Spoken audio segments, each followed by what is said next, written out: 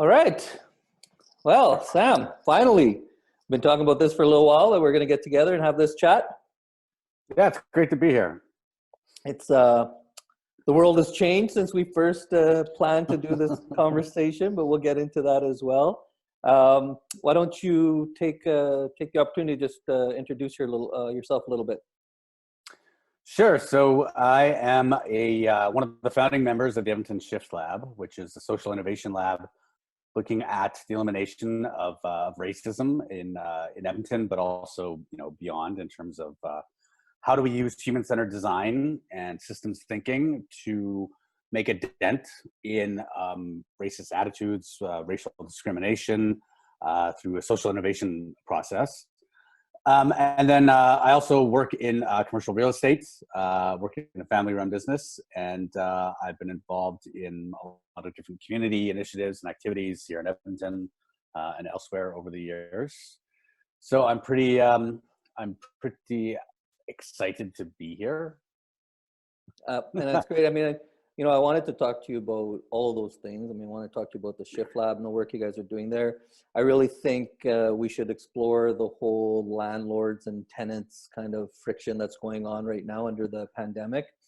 Let's talk about U.S. politics too. I don't want to just talk about COVID. I think, you and I got the political bug, so I think we should explore some of that stuff as well with everything that's going on in the U.S. and elections. And then let's talk globally too, what's going on with the pandemic. So I think we got a bunch of stuff we can talk about. I'm excited about it.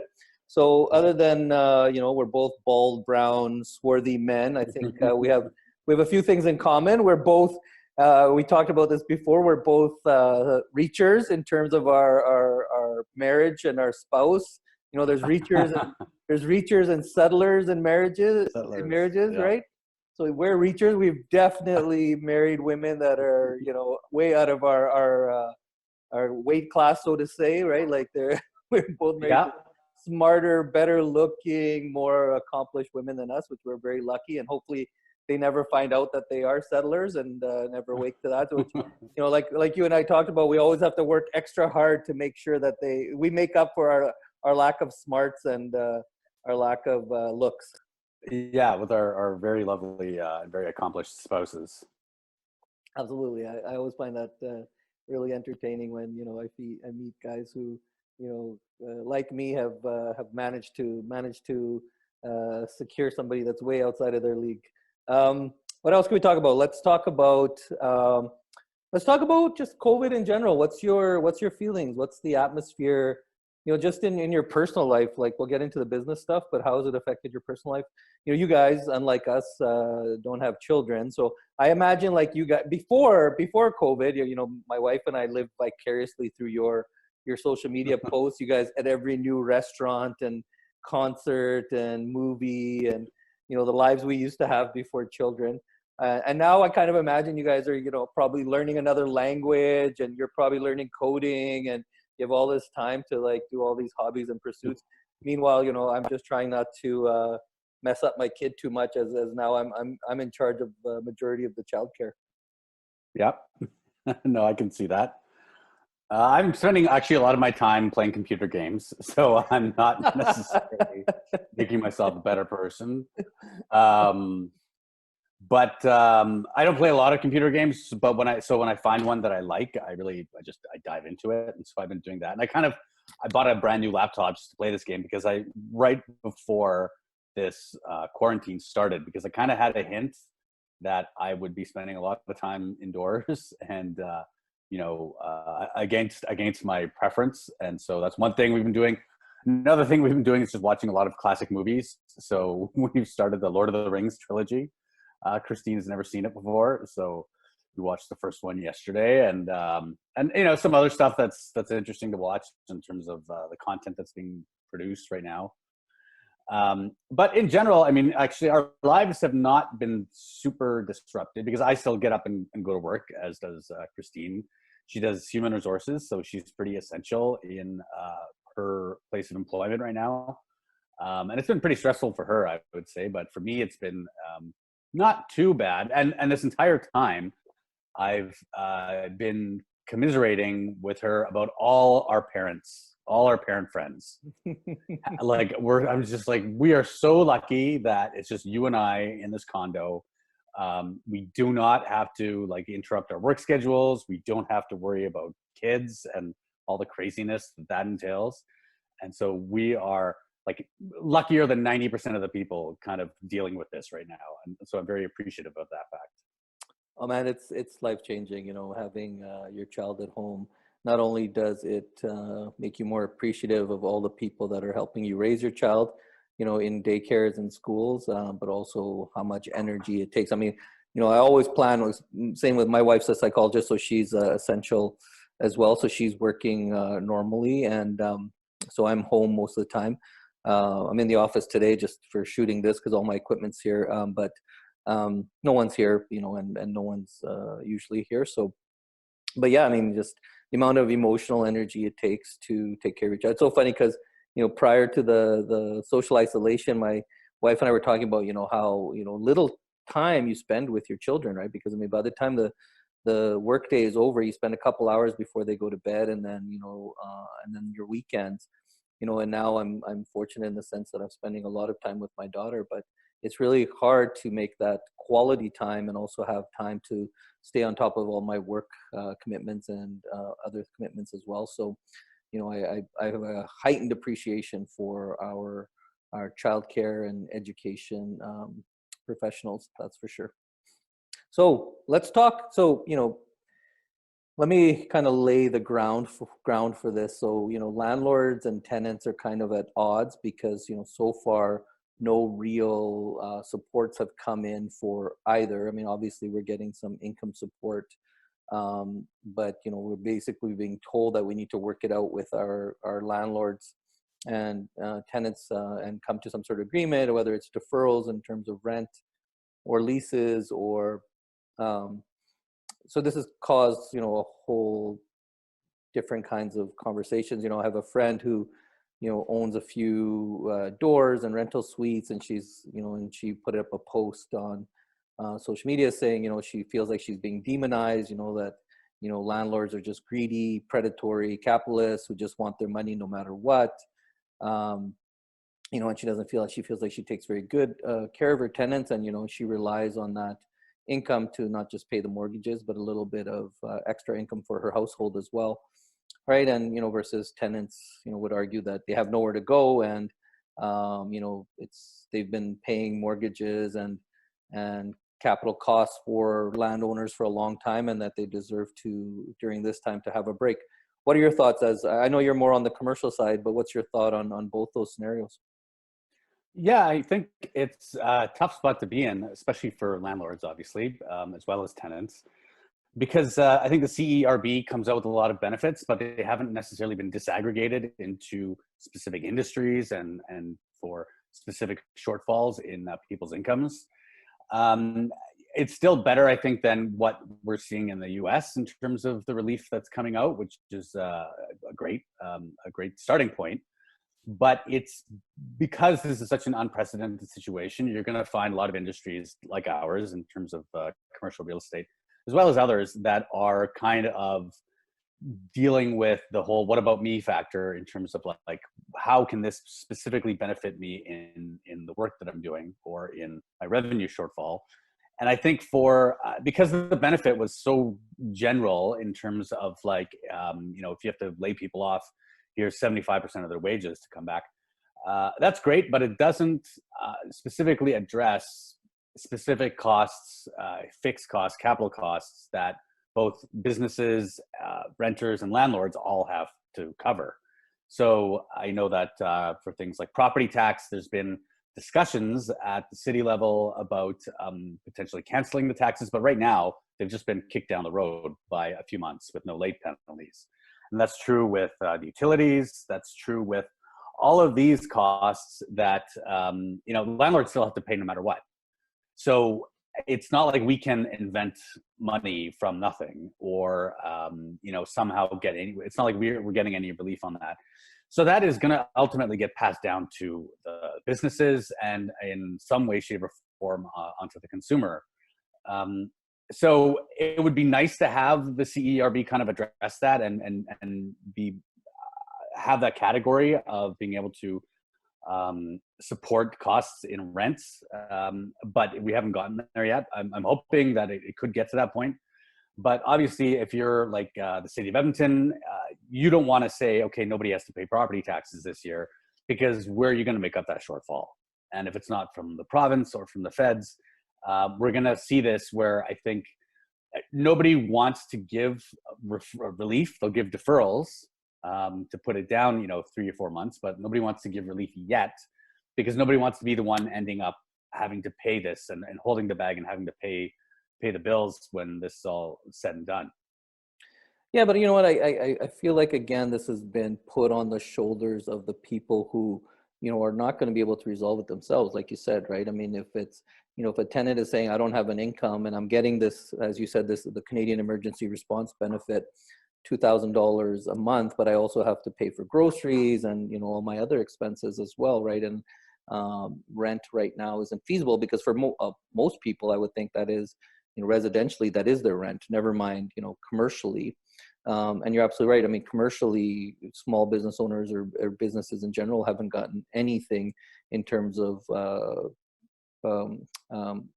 support for rent and leases and things like that. So those are two conversations. But, so I feel like, and as you said, I mean, everything is just deferrals, which means you're just kicking the can down the road, and you're going to end up with more debt coming out of this, which nobody wants, especially, most small businesses can't afford that. And citizens can't afford that. And I just feel like, I don't see anybody or any plans from levels of government in terms of having the banks and having utility companies absorb those costs. I mean, you know what? I mean, we're looking at the face of bailouts anyway for a lot of industries, right? So I think that, that we should be looking at these corporations, especially public utility companies, to be absorbing the cost for the interim. And then, we'll look at a tax structure later on that we'll be able to reimburse them or bail them out. Yeah, I mean, I agree. I think public utilities, crown corporations, they have the wherewithal to take a hit like this that no other players in society can really do, and banks as well, as you mentioned. The Canadian banking sector they've done really well over the years, especially thanks to a lot of the federal oversight and regulations that have been applied to them. So they are certainly in a position to help. Our banks are the lowest taxed of the G7 countries. Our banks are the lowest taxed of the G7 countries. Mm-hmm. And likely the top 6 are the most profitable of any banking sector in the G7.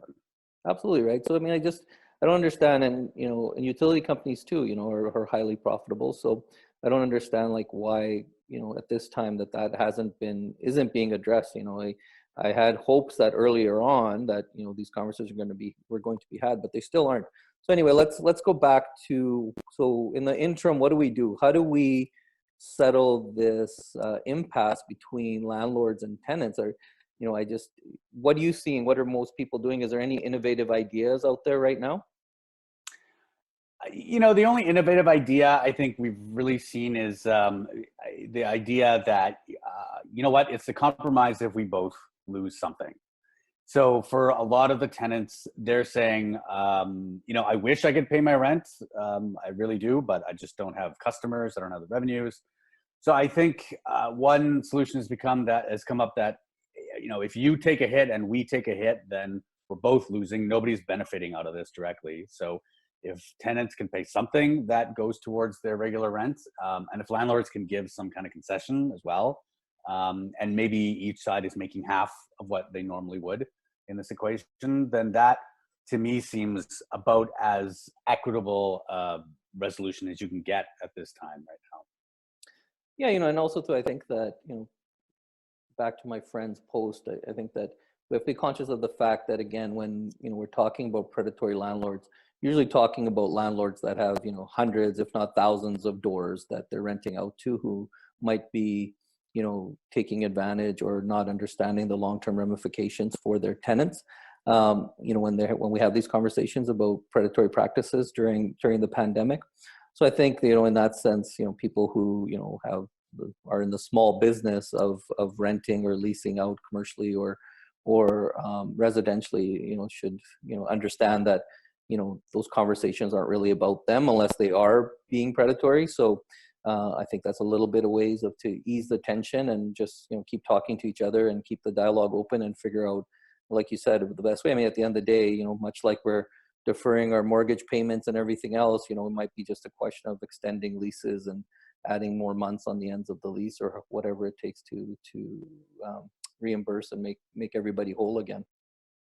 Yeah, that approach has been mentioned by a couple of tenants that I know of saying, let's just extend the lease a little bit.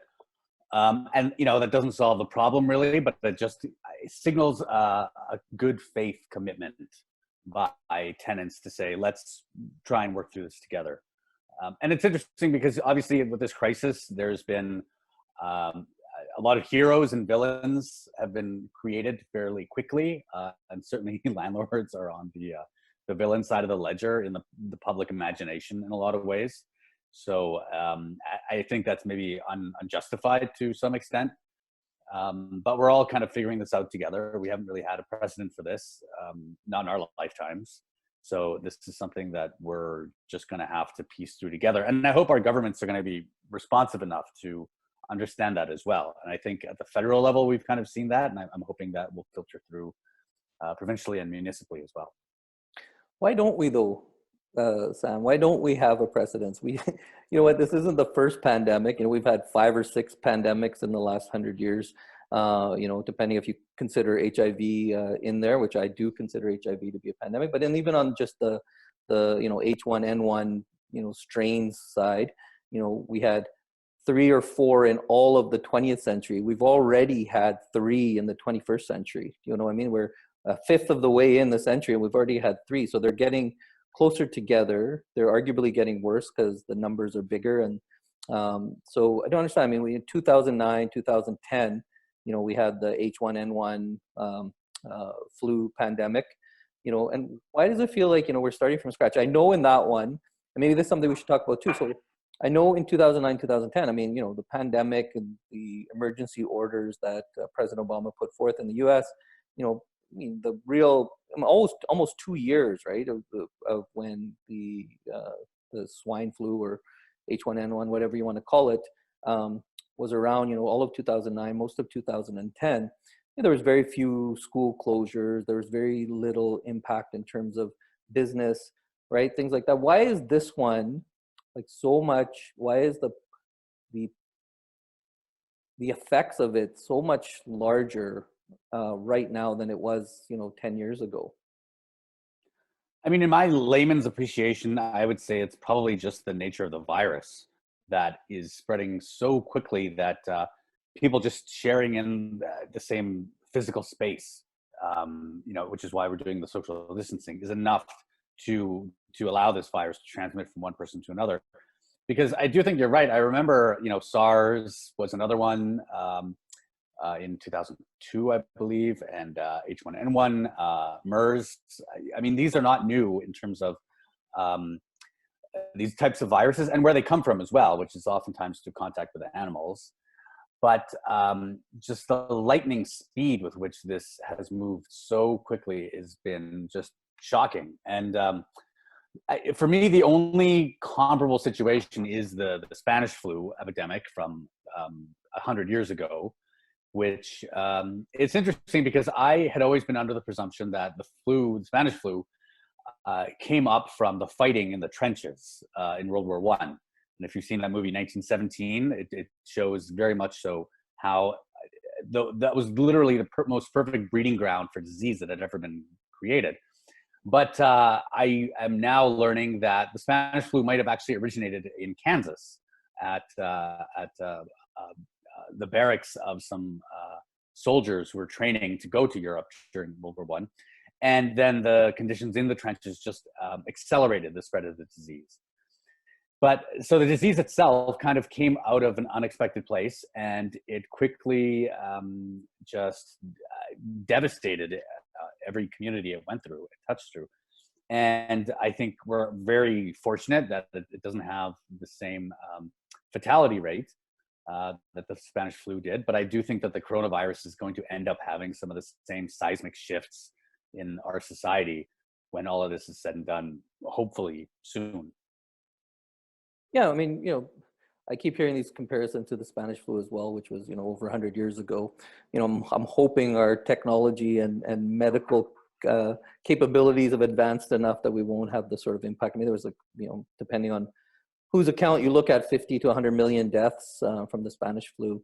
But we were much better at containing the swine flu in 2009, 2010. I mean, the mortality rate of the swine flu was around the same as just regular seasonal flu, right? So, I mean, the effects were, and let's keep our fingers crossed that we're able to contain this one as well because of technological advances and communication advances as well, and being able to lock down quicker and some of the things that you mentioned.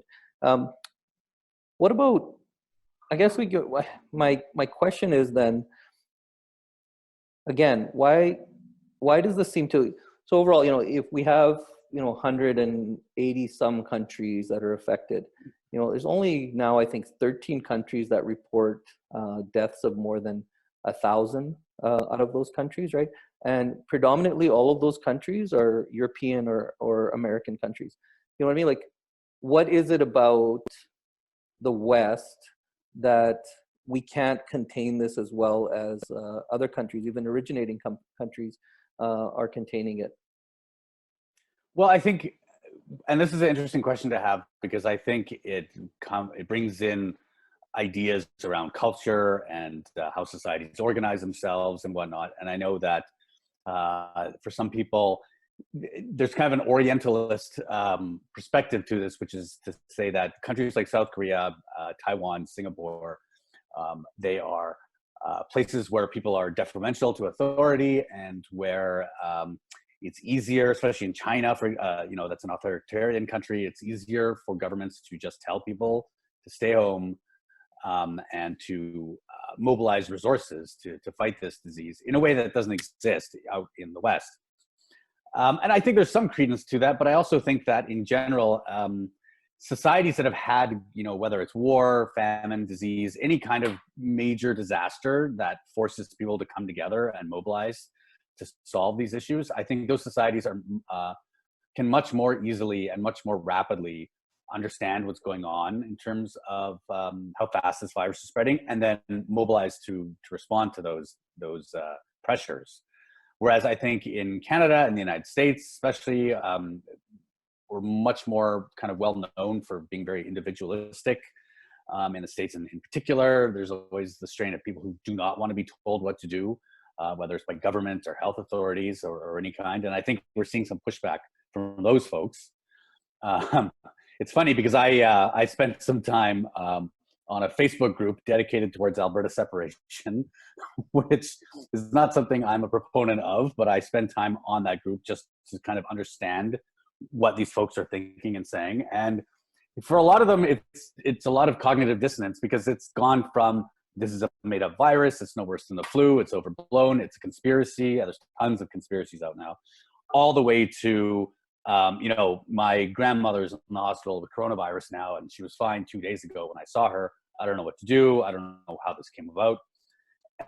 And so I think we're seeing the credibility of especially media organizations, governments, health authorities being tested by this virus.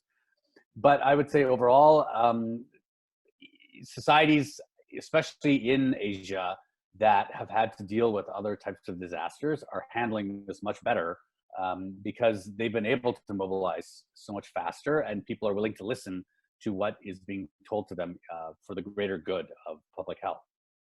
Yeah, I've heard this whole argument about authoritarian regimes, and I call bullshit on that, Sam, because it's always like funny how we in the West are always looking at making excuses for ourselves.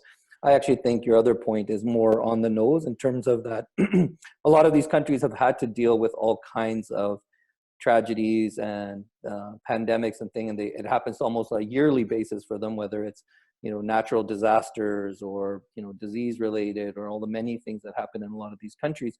And I think they're just better prepared. You know what I mean? I think they have better ways of dealing with these things. I think the other thing too is that it's amazing that because stage one of the transmission is travel, that a lot of the countries that are dealing with this, I mean, just like, they said that, the reason why it spread so fast in China was because it was Lunar New Year and people were traveling, right? So, it's amazing that a lot of the countries that are really affected are countries that have passports that allow them to travel a lot more than countries that have more limiting passports, right? So that includes European and North American countries, right? So I think it has a lot more to do with that than this idea of authoritarian regime, because, it really irritates me that, as much as I love, and think that the Prime Minister of New Zealand is a great leader by all accounts so far, but you know what I mean? Like, it's so celebrated that New Zealand has kept their, death count to 1. I think they're up to 4 now.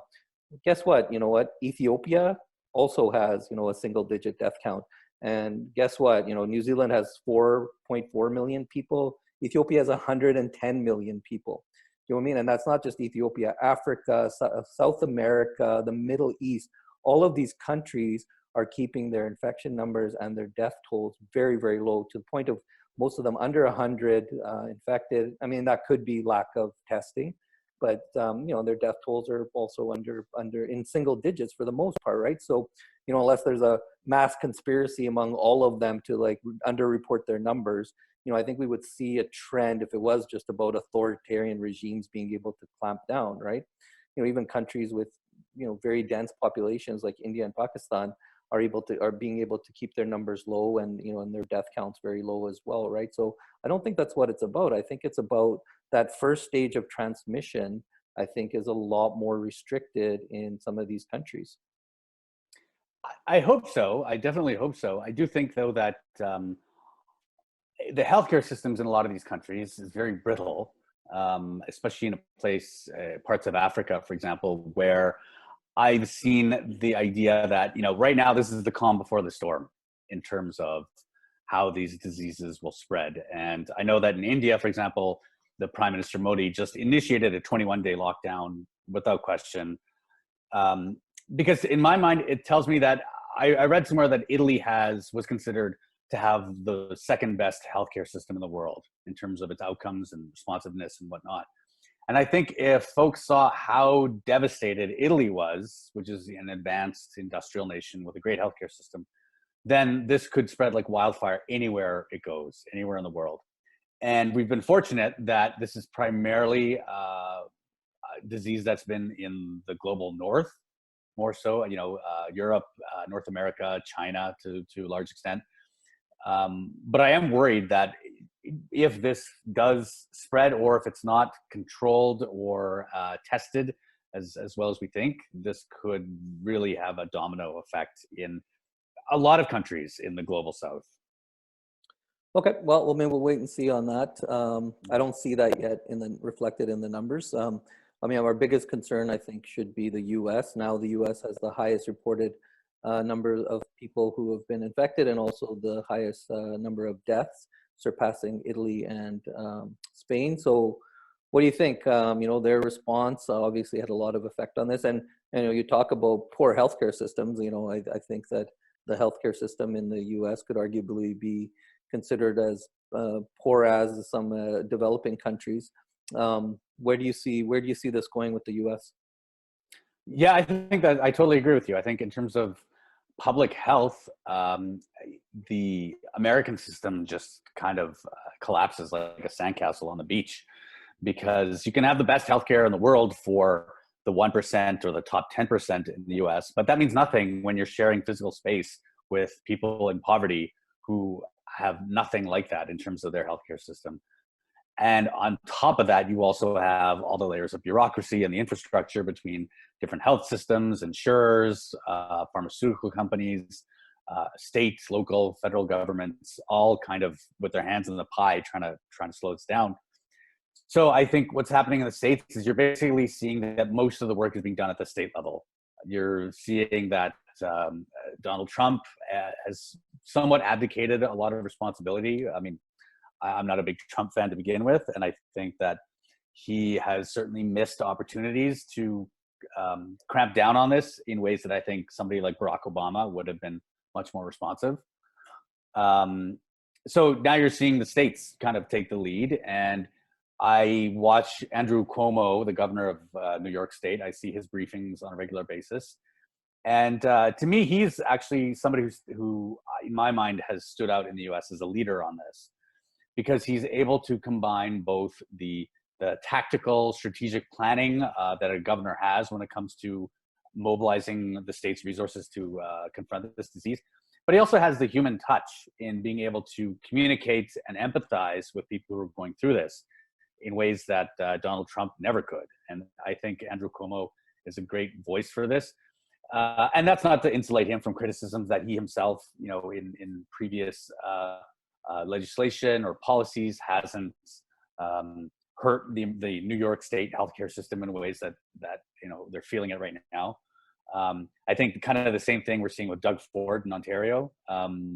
He is showing a lot of compassionate humanity, which I think is exciting for people to see, because he was fairly unpopular before this happened in Ontario, outside of conservative voters. And I think he's kind of recasting his whole leadership right now in a new light under this. And sure, you'll get criticisms of people saying, well, any sort of conservative who is trying to keep costs under control, whether it's Doug Ford in Ontario or Jason Kenney here, or it's Boris Johnson in the UK, you're going to get the criticism that, well, you cut these health systems, and so now this is what you're reaping the benefits of that. You're reaping the rewards of that. And I think that's a specious argument, because obviously nobody cuts healthcare systems knowing that they're going to be under enormous stress from a pandemic that's right around the corner. It's everyone would love to have a well-funded, well-regulated healthcare system, but healthcare is expensive. It's extremely expensive. And so having a good system means having to make tough choices in terms of what gets funded and what gets supported. And I think what we're seeing now with leaders like Doug Ford and Andrew Cuomo is that now's not the time to really be pointing blame at who bought ventilators when, or who made cutbacks to this hospital or that care system 3 years ago, but rather what can we do now in terms of mobilizing public support, mobilizing healthcare workers, and mobilizing resources to address this as quickly as possible. Yeah, it isn't the time to lay blame. I agree with you, and I think that we should be, just reacting and responding the best we can to take care of citizens. But I do, you're hinting at this, but I think that also, a lot of our elected leaders are laying the foundation for what was going to happen anyway, but now the pandemic is to blame, right? In terms of revenue shortfalls and deficits and debts, that's all out the window. If you were dealing with that before, it's now out the window. When this is all over, you'll always be able to blame the pandemic, right? So, that I think as we observe how our elected officials behave, we should keep that in mind and keep track of the ones who actually acted in the best interests of the citizens and the ones who are just acting in the interest of future policy and future decisions that had to be made. Let's shift. I mean, you did talk about Governor Cuomo from New York. So the study came out or the stats are coming out from New York that Latino and Black people are twice as likely to be infected and to die from COVID-19. Given your background and work on race and racism, what do you think about that?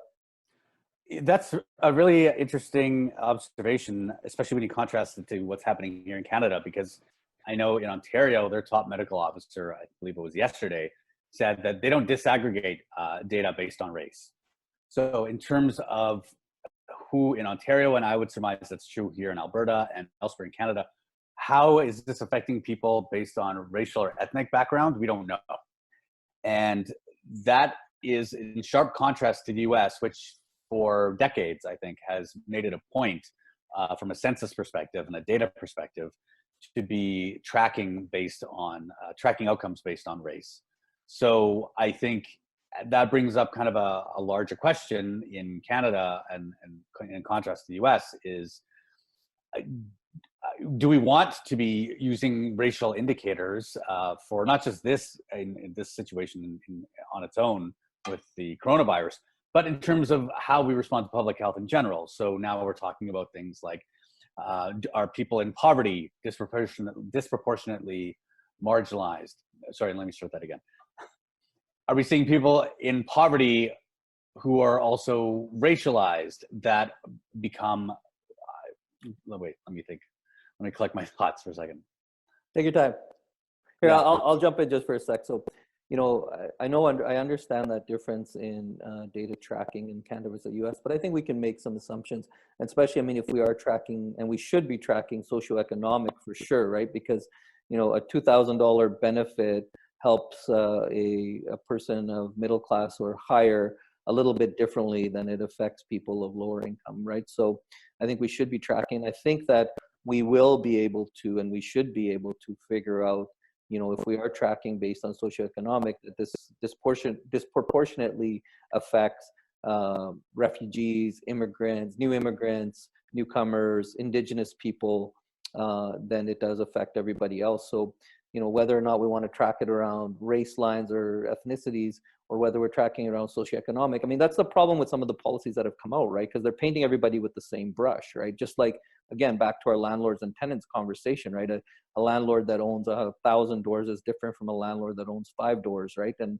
you know, we shouldn't be giving the same, and this is the problem with, you know, when these things aren't prepared for in advance, right? Is just that we're not able to make sure that the supports that are put in place are effective for different socioeconomic classes, right? And we just have to kind of react. And, you know, the government keeps telling you like, oh, you know, if you didn't, you know, if you weren't entitled to the CERB, you know, we're going to come and get it back from you. Well, you know, maybe it should be thought out a little for the next time now, so that, you know, it doesn't have to be, and maybe it does and income has to be taken into account, and making sure that we're providing the support in the amounts that it's required for different people, right? Yeah, absolutely. I think the approach of saying, well, you know, I don't see color in terms of who this is impacting is pretty myopic, I would say, from the perspective of governments, because as you say, we are noticing that in the US, it's Oh people yeah, who belong to because racial minorities. In Canada, we are still convinced that we don't have a race problem, we don't have a racism problem, you know, and this is the background of everything that Canadians do, right? Is like this feeling that we're somehow better than the U.S., you know, which we might be in certain areas, but I think we, you know, have gotten to the point of where we have really, we're kind of disillusioned in the fact that we are so much better or different than the U.S. Well, and I think if you don't have data telling you otherwise, then yeah, it's easier to maintain that illusion. Yep. And now we're starting to see the impacts of that with who is being affected by this disease. And I think a big part of that is that because this is going to be an urban disease more so than it will be something that is felt rurally. So how we live in terms of how our cities are constructed, how people brush shoulders with each other in terms of how, you know, who do we live with? How do we take care of our neighbors and whatnot? We're going to see that much more prominently than you would in suburban or rural settings where people are naturally more distant from each other physically than they would be in a big city. How does this affect, so let's switch back over to the US. So how does this affect the US election that's slated to happen in November? You know, the DNC's already, the Democratic National Committee's already delayed their convention twice. It was supposed to happen in June, then they said July, now August, they're saying. You know, but I mean, you know, with Bernie Sanders stepping down, you know, they do have, you know, they can just proclaim Biden as their candidate, maybe not have a convention at all. Even if they did, I mean, how would voting take place? How will voting take place in November? I mean, you know, we've seen that election that happened in Wisconsin that they went ahead with. I still don't think they're finished counting the votes because it was such a mess. You know, and obviously, you know, different camps are very resistant to mail-in or online voting. So what happens now? What happens with the U.S. election? I think that's the biggest question that's going to come out of all of this right now, because everything is being pushed back by a few months, and that can still make a regular election pretty viable to hold in November. But the more things are being pushed back, the less and less breathing room we have to make that happen. So I think with the example of Wisconsin, for example, you're going to see more instances of voter suppression being played out in a lot of states, because I think that's always an issue that can be manipulated by one way or the other. And so when you have a pandemic, that's certainly, it's very easy now to say, well, we can only have a fraction of the voting stations open that we normally would. And to be honest, this kind of lends into the whole conspiracy theory mindset of like, who's benefiting from this disease? Because I think that this is, it's going to have reverberations in how the November election is, how it shapes up. Whether this benefits Trump or Biden, I'm not sure yet. I think it's still too early to say. I will say personally that it was kind of disappointing to see that Joe Biden is going to be the Democratic nominee. Not because, but primarily because he doesn't really excite anyone. He provides stability. He's a known quantity. Voters who are familiar with Barack Obama know who Joe Biden is, plus his 30 plus years, 40 plus years in U.S. politics. But he doesn't have the energy or the ideas that people like Andrew Yang did, or Bernie Sanders does, or Elizabeth Warren. And so to me, he seems like a middle of the road, very safe, very tame choice to lead the charge against Donald Trump's reelection. Yeah, and this, goes back to your comment on voter suppression. I mean, voter suppression is a real thing, depending on how you look at it. I mean, not allowing mail-in voting or online voting is a form of voter suppression itself, because, unless you're making voting mandatory and you're giving a holiday, you are unfairly restricting people who are an hourly wage or take public transportation, or all the other different restrictions that some people might have in terms of their daily living. I mean, why the heck is every voting day on a work day anyway? Like, why isn't it on a weekend, right? If you really want everybody to be able to get out and vote, why isn't it on a weekend? Why isn't it mandatory? Why isn't transportation available? Why aren't all of these restrictions lifted? Where, say what you want about developing countries, or like I like to call them, previously occupied countries.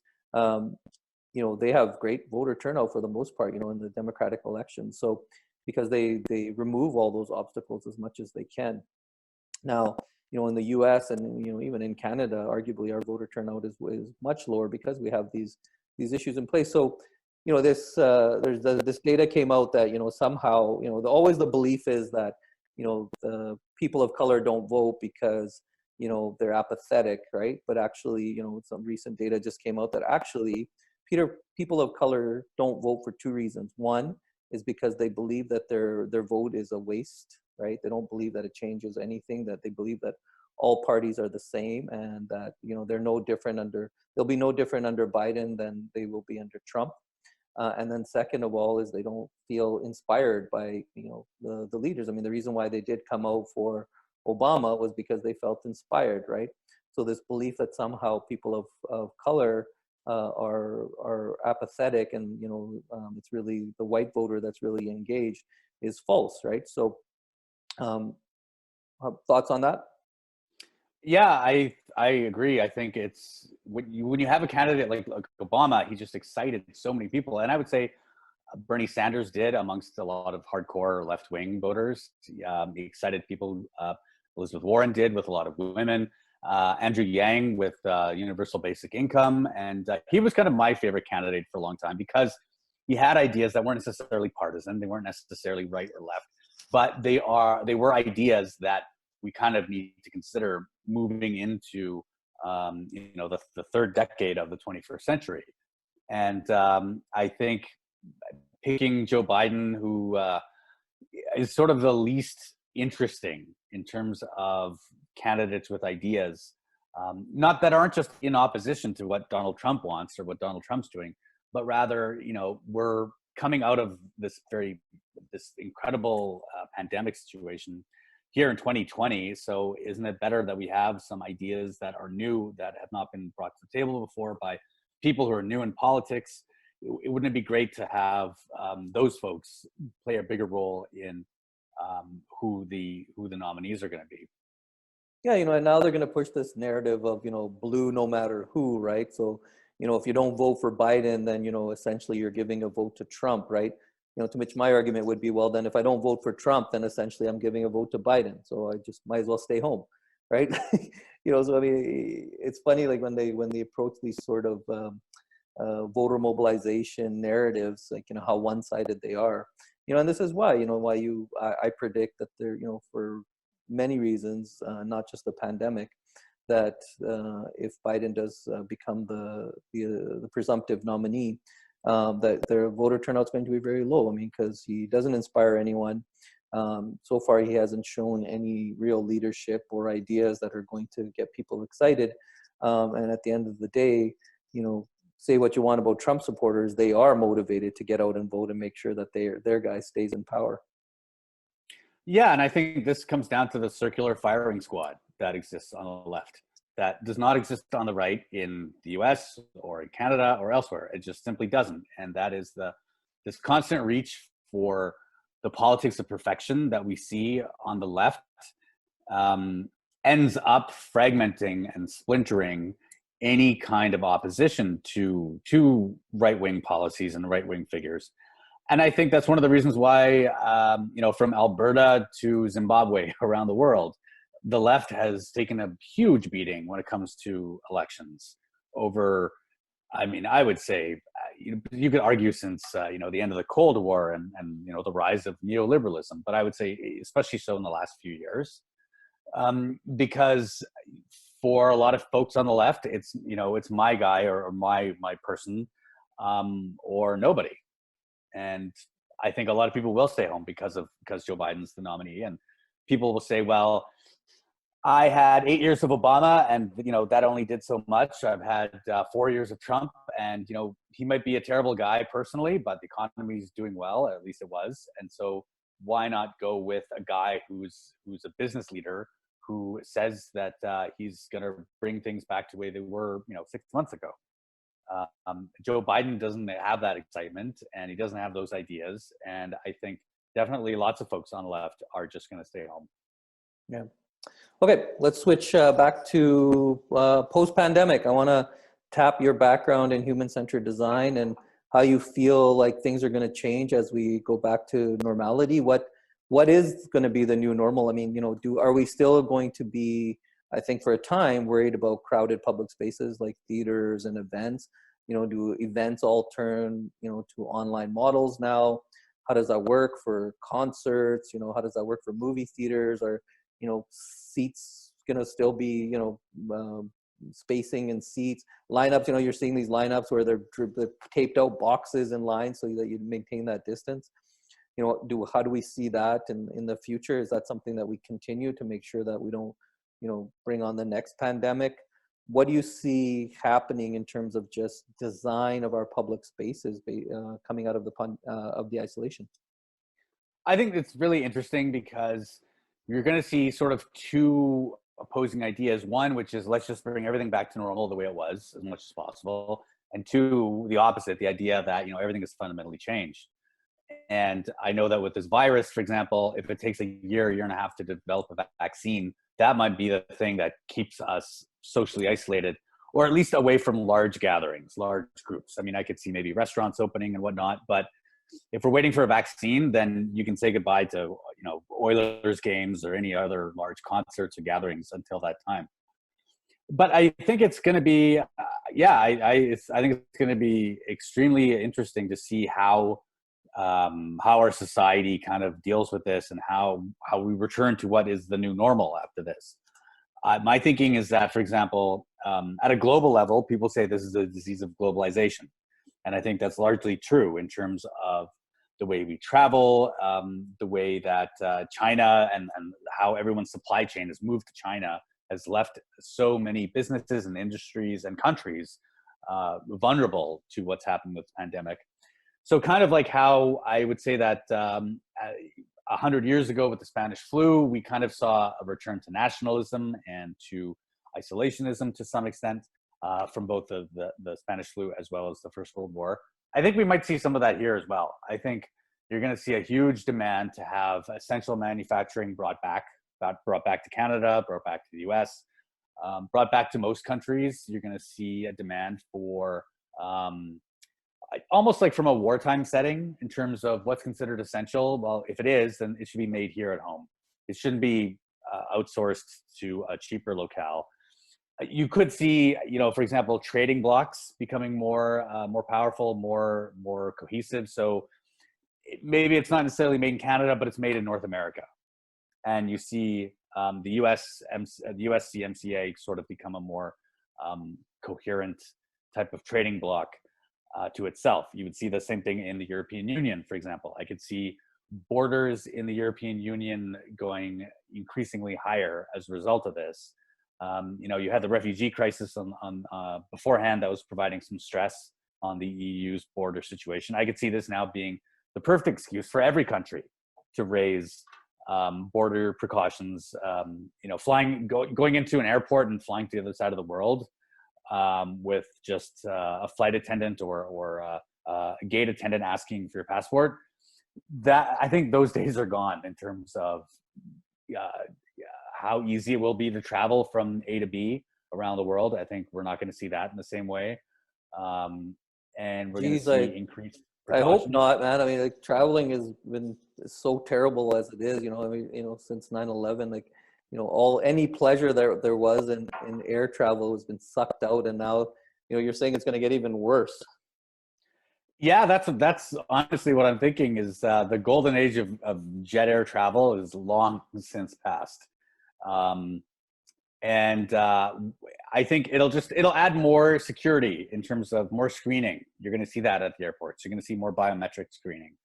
You're going to see that not just in Canada, but probably everywhere, because now disease detection and prevention is going to be the number one driver for a lot of economies, a lot of countries. And whether that kind of becomes an umbrella term for, potentially discriminating against other people, for making it more onerous for people to travel from A to B, I think you'll see that come up as a result under the guise of disease screening. We saw that, with 9/11, we saw how that changed traveling so dramatically under the guise of preventing, radical terrorism. Well, now you're going to see the same thing. That's my guess in terms of disease prevention. Yeah, no, I agree with you. I mean, and I hope that's the case, that, we look more at domestic manufacturing. I think that will not only benefit us in the cases of pandemics, but I think it'll benefit us in terms of, going back to better quality goods that last longer, and, and also, we may have to pay a little bit more, but, going back to when we were willing to do that so that our products actually lasted for a little bit longer.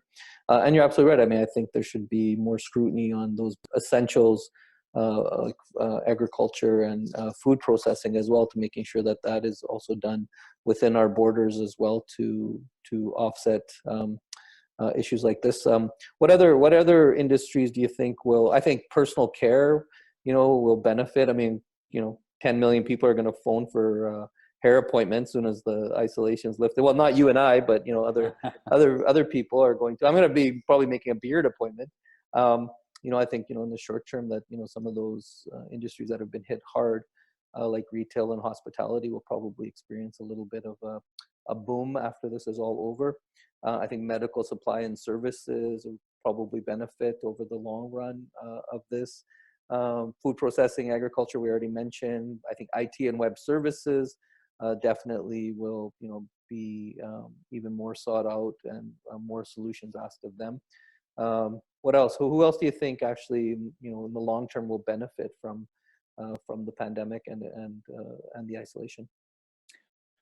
Well, to use the historical analogy again, I can think of something like a Roaring '20s type of scenario happening. As soon as this is over, especially if it's over sometime over the summer, because Canadians love their summer, especially here in Alberta after such a brutally long winter.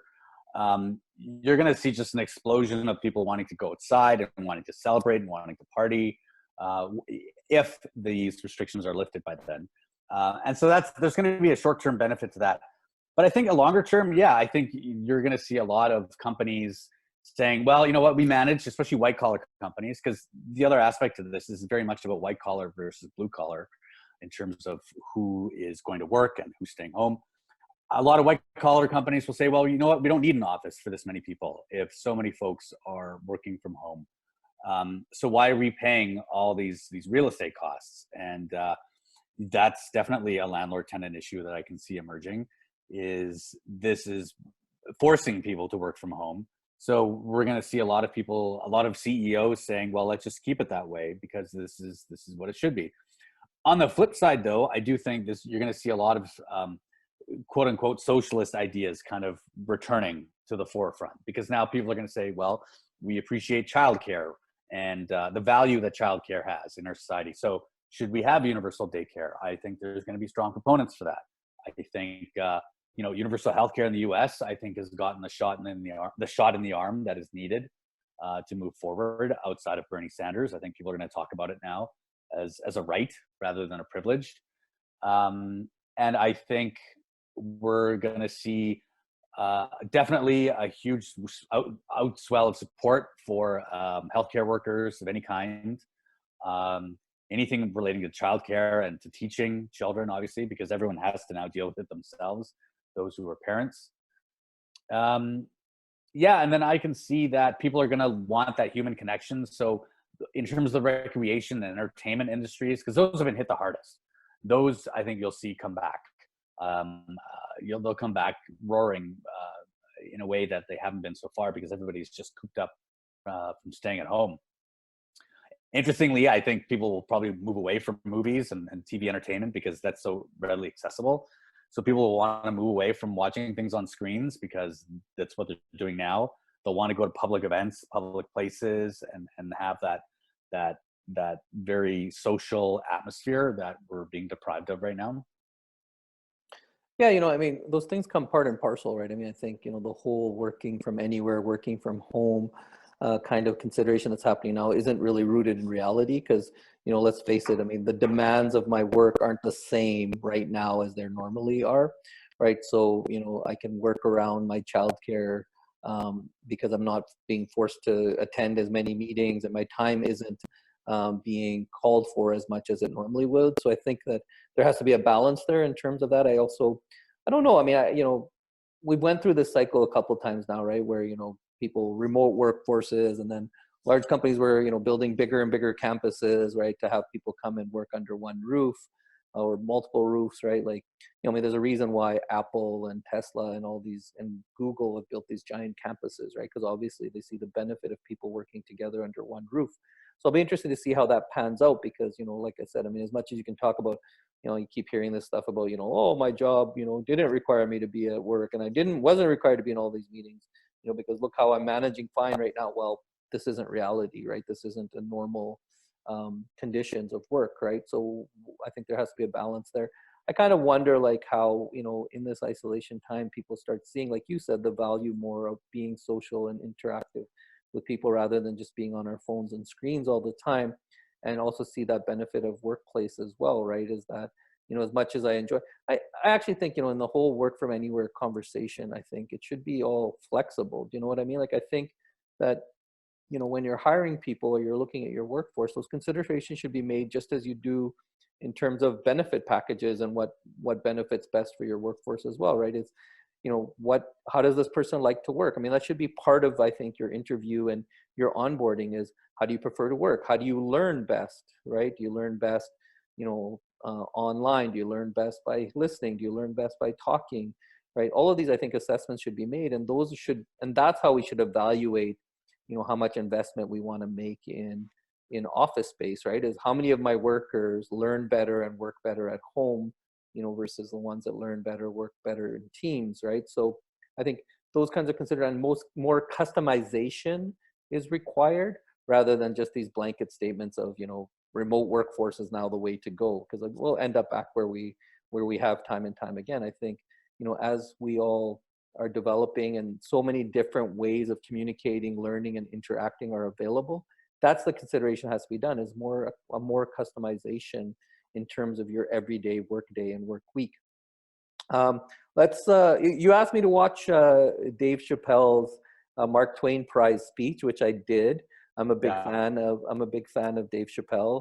And the conversation you and I had was that it's interesting that how much political knowledge and acumen comedians have, right? And it's absolutely true. I mean, if you go back to Jon Stewart and Steve Carell and Stephen Colbert and John Oliver and Trevor Noah and all these guys, who, bring such an intelligent view. I would put Chris Rock in there as well. I admire some of his political views as well. Who put a political stance on their comedy.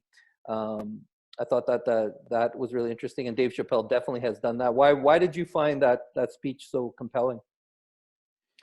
I found it compelling because he was so unapologetic about it. I'm a huge fan of stand-up comedy, and I think part and parcel of that means you're a big believer in free speech. And you have comedians like Ricky Gervais who kind of beat you over the head with it a little bit in terms of saying that, restricting my free speech is an attack on my liberties and whatnot. But for a guy like Dave Chappelle, who has kind of created a really cool niche for himself as this observer and this commenter on society, who, at the peak of his popularity, just took himself out of it. He just walked away, gave up a $50 million deal with Comedy Central and left comedy for a dozen years and has now come back on his terms.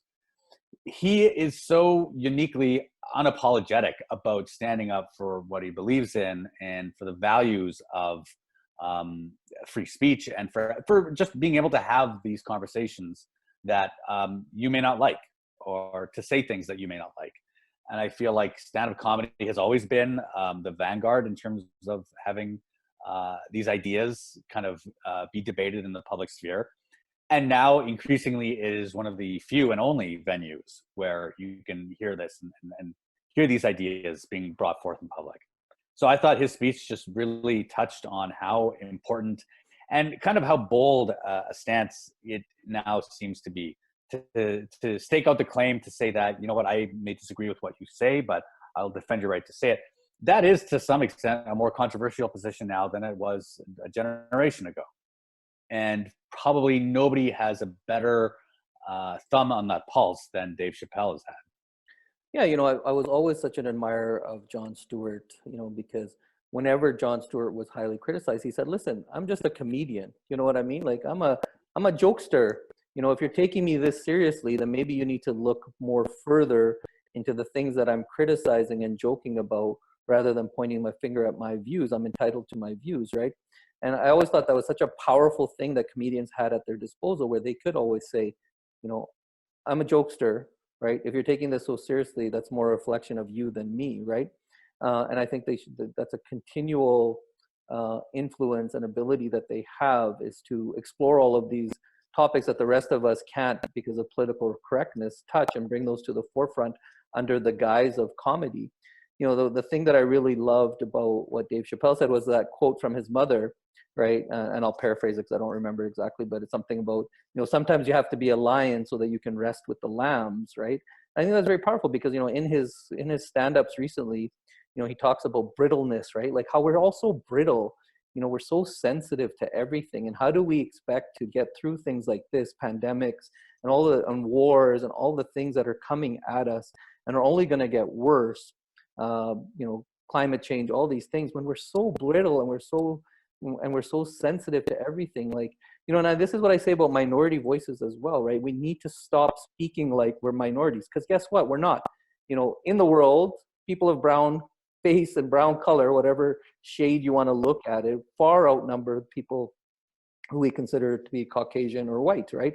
So we need to start speaking with those authentic voices and not be afraid to make our voices heard, and also not to be afraid, to be thought of as being aggressive or, outspoken, or some of the things that we're labeled with just because we're trying to make our voice heard. I mean, at the end of the day, we need to speak twice as loud just to be heard. It's very interesting, right? Because you asked me, why am I dressed up? And then you went out and you put on a shirt and tie, right? And not to call you out or anything, but it is important. It is important for us to put on shirts and ties. I talk about this all the time, right? Like, the way that a white male can get away with wearing a T-shirt in formal meetings and other formal events, it's very different from what you and I can get away with. Sam, and we have to be very conscious of that, right? You know, I saw there was a great article that came out yesterday about the fact that, you know, the women of the world is seen as leaders during this pandemic, not because they're women, it's because they're exceptional. You understand? Because they had to be exceptional to rise to those positions, right? And that, you know, the reason why men are failing is because they're mediocre, right? You can be very mediocre, but if you're a white male and you're mediocre, you can, you know, rise to great positions of power. We see it over and over again, right? Versus women and people of color, we don't have that same ability to do that. So, you know, I think that, you know, that's what the kind of stuff that Dave Chappelle talks about, I think really resonates with people. And you're right, you know, his, you know, coming back to comedy on his own terms is a lesson for all of us. Yeah, absolutely. I think it's something for everyone to kind of keep in mind that desperate times call for desperate measures, and that's going to include having conversations and talking about these issues. In a way, it's funny because if you just think back, okay, 6 months ago, what was being discussed in popular media, or even 3 months ago, and now it just seems so small and petty compared to what we're dealing with today, and just trivial and meaningless. But I think we're relying on the experts that we have to get us through this crisis.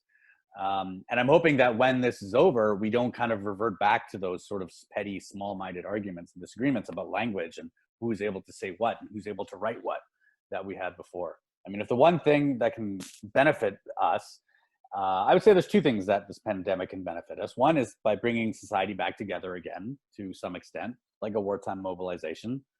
And then the other aspect is the environment. I think the environment is actually going to get a breather in terms of I mean, we're already seeing clear skies in places like Los Angeles. And as we talked about before, in parts of Pakistan and India, you can see the Himalayas for the first time in 30 years. And as you mentioned, that is that memory of somebody seeing these mountains that are just, you know, a few hours drive from them, but they've never seen them before. They've never grown up seeing them because all they're used to is smog and pollution. That is going to have an indelible image, an indelible impact on that person when it comes to wanting clean air and fighting for clean air in the future. So I think the environment is going to benefit from this. And you know what? I'm happy for that alone, because I feel like all indicators up until this point was that we were moving towards catastrophic climate change. That was almost unstoppable. And maybe now we've kind of got a bit of a runway in terms of having some time to deal with this and to mitigate some of the impacts of this. We're going to see less air pollution. We're going to see hopefully less greenhouse gases going up over the next few months. And I think that could make a difference for all of us. Yeah, you know, and it's so funny because, you know, I heard somebody was saying like, man, the birds are so loud this year, right? And I was, you know, and it's not because the birds are loud, it's because there's less ambient noise, right? Like there's less traffic and there's less people out. So it seems like, you know, the birds are louder, right? So, you know, and also too, I mean, yeah, you're absolutely right. You know, I think that what we're seeing is that, you know, we're not over the tipping point in terms of saving our environment. You know, and I think the other thing too, I think that we should be conscious of that, you know, we're not going to destroy the world. Like the world will get rid of us way before we destroy the world. You know, we're a highly invasive species, but the world has ways of taking care of highly invasive species, right? So there's, you know, much more likely that the world will eliminate us before we, you know, we do untold damage to the world. So I think we should all be conscious of that. And the other thing that we also should be conscious of is that, you know, it's not that hard. You know what I mean? If we can just curb some of our tendencies of polluting our own environment, it's not that difficult to turn it around and make it as good as or better than before. And you're absolutely right. You know, I think that's a big part of it is that, you know, we needed to be reminded of how things are when we're not endlessly consuming and endlessly busy and endlessly, you know, trying to take care of or just satisfying our basic needs at the cost of everything else. Sam, great conversation. Really appreciate it talking to you. I would love to, let's get together again in a few months when we know what's happening with the US election and really chop it up on the US election. I feel like we just scraped a little bit of everything that's going to happen. but also, looking forward to when this is all over, you, me, and our exceptional spouses going out for dinner and catching up. Yeah, for sure. This has been great. Okay. Thanks, Sam. Have a great day. Okay, actually, I wanted to add something. Sure. Yeah, go I was for just it. thinking about this. Go for it. Going back a couple topics. So I think one interesting conversation on the white collar side is working from home. On the blue collar side, the conversation that's going on is much more vibrant and much more interesting, because I think we're talking about issues of like how class plays into this in terms of the virus, and how it's blue collar folks, those people working in grocery stores, bus drivers, as well as healthcare folks, which is where you see the blue and white collar kind of combine. But for the folks who are driving buses, who are stocking grocery shelves, this has put a spotlight on them and their work in a way that has been overlooked for years and years. So what I think is going to be interesting will be to see how people treat these folks when this is all done and over with. Are we going to thank firefighters like we did after 9/11, or are we going to deny them the benefits that they need, which also happened after 9/11, that Jon Stewart was famous for campaigning for? Because I think with folks like bus drivers, yeah, we see them as an essential service. We want to protect them. We want to give them shields so that they're not being impacted by folks coughing on them. The one interesting industry for me about this is the food industry, because from farm to fork, you're going to see how the rest of society views that sort of work and that sort of labor. So on the one hand, we're not going to have these temporary foreign workers coming to pick our fruits in Canada because of the travel restrictions. So are we going to see more Canadians doing that work, doing this backbreaking, labor-intensive work of, literally plucking our fruits and vegetables for us? How's that going to play out? Or are we going to see, if you want a peach in November, it's going to cost you $5, because that's just how expensive it is to grow that sort of fruit here. And I think that's at the farm aspect, and then all the way to grocery store shelves and how we stock those. Because I can conceivably see that within 5-10 years, that is one sector of the economy that can become very easy to automate. And that you can have self-driving trucks going from distributors to retailers. Because literally, unloading boxes and stacking them on a grocery store shelf is, it can be hard work, but it's not complex work. It's not complicated work. So can it be automated? I would say that I would say that probably can be. So 5 years from now, 10 years from now, when you start seeing these robot armies of organizers, which you might see in Amazon, but now you're seeing them at Safeway or City Market or Save On Foods. How are folks going to advocate for those jobs that they're replacing? Yeah, absolutely. I think that'll be an interesting, an interesting question. You're absolutely right, Sam. Right, because this goes to the conversation of heroes and essential workers, right? Now we're all celebrating them as heroes and essential, versus a lot of the industries, are pushing back and saying, we're not heroes, and we're not essential, we're actually sacrificial, because we don't have a choice. Nobody asked us, if this is what we wanted to do. In the case of grocery store workers, right? We have to show up, because this is how we make money, and this is how we keep our households going, right? And again, we're painting, white collar workers who are on salaries with the same brush of hourly workers. We can sit at home and nobody's keeping track of, whether or not we're earning our salaries, versus if I don't show up for my shift at the grocery store, I don't get paid, right? And also, towards automation, absolutely, everything. And we were embarking that anyway, with cashierless terminals in stores and retail, et cetera, right? And do we keep going on that automation drive that we have been in, trucks, et cetera? And I'm not saying that we shouldn't, but I think we need to take a harder look on what we're providing in terms of upskill and reskill benefits to those workers. If they are so essential, what happens to them and their jobs, right? Actually, and we didn't touch on this, but we should. Foreign trained and educated workers and newcomers, right? You were talking a little bit about this. Let's talk about that as well. All of a sudden, people who weren't good enough to practice, especially in the medical field, in Canada and in the U.S. and in the West, because they were foreign educated and foreign skilled, are now all being considered and looking at to staff up our healthcare. Yeah, and I think this has been a bit of a lifeline in terms of those folks who have foreign medical graduate degrees and whatnot from abroad. And I think this will force us as a society to ask this question: well, why weren't they good enough to provide medical care before? Why do we have doctors and engineers driving around taxi cabs when that's human capital that could better be deployed to service society? And so if they were good enough to help us out now when we're in the midst of a crisis, weren't they good enough to help us out before? So I think a lot of these occupations and professions are going to be reassessed by society when this is all over. And I think this provides a good mirror to kind of see, what do we value in society? It was interesting. I was listening to a radio program on the way here, and he was interviewing a foreign trained doctor on this subject, right? I think in Ontario, and the doctor was talking about, how this is, maybe an opening for them to get in, right? And, but still the regulations are so high. You have to have a supervisor, and it's only like a 30-day permit, but at least allows them to show what they can do and show that, their education and experience is just as valuable here in the West.